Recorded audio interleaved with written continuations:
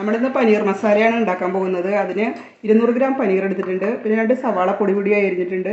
ഒരു കഷ്ണം ഇഞ്ചി പൊടിയായി അരിഞ്ഞ് വെച്ചിട്ടുണ്ട്. ഒരു 4 വെളുത്തുള്ളി പൊടിയായി അരിഞ്ഞ് വെച്ചിട്ടുണ്ട്. ഒരു പച്ചമുളക് നമുക്ക് ഇഷ്ടമുള്ളത്ര എടുക്കാം, കൂട്ടിയോ കുറയ്ക്കുകയോ എന്തെങ്കിലും വേണമെങ്കിൽ ചെയ്യാം.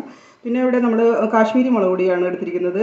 പിന്നെ മഞ്ഞൾപ്പൊടി എടുത്തിട്ടുണ്ട്, കുരുമുളക് പൊടി എടുത്തിട്ടുണ്ട്, മല്ലിപ്പൊടി, തൈര്, പിന്നെ കുറച്ച് നെയ്യുണ്ട്. പിന്നെ തക്കാളി 2 എണ്ണം ഇവിടെ നമ്മൾ അടിച്ചെടുത്തിട്ട് വെച്ചിട്ടുണ്ട്. ഉപ്പ് പാകത്തിന്.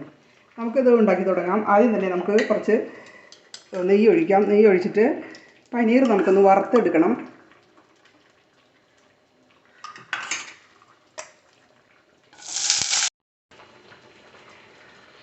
പനീർ ഇവിടെ വറുത്തെടുത്തിട്ടുണ്ട്.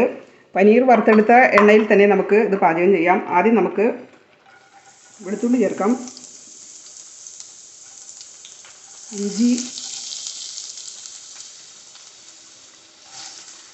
സവാള അരിഞ്ഞത്, പച്ചമുളക്.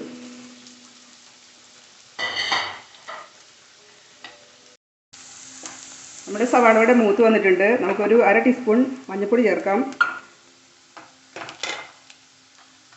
മുളക് പൊടി, ഇത് കാശ്മീരി മുളക് പൊടിയാണ്, 2 ടീസ്പൂൺ ചേർക്കുന്നുണ്ട്. മല്ലിപ്പൊടി 1 ടീസ്പൂൺ, കുരുമുളക് പൊടി 1 ടീസ്പൂൺ,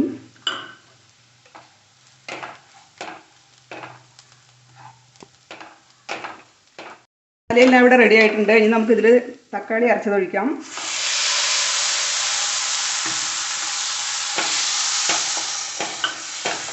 കുറച്ച് തൈര് ചേർക്കാം.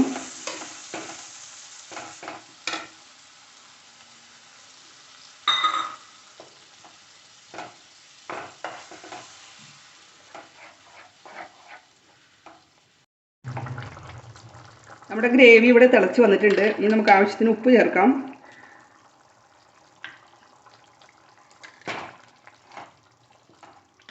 പനീർ ചേർക്കാം.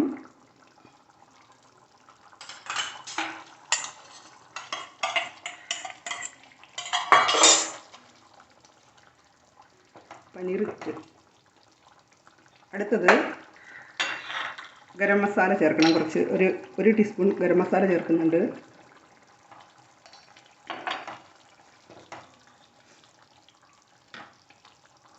മല്ലിയില ലാസ്റ്റ് ചേർക്കുന്നുണ്ട്.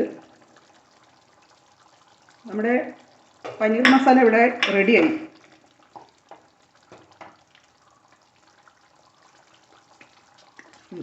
ഇത്തിരി കുറവുണ്ട്, ഉപ്പ് ചേർക്കാം.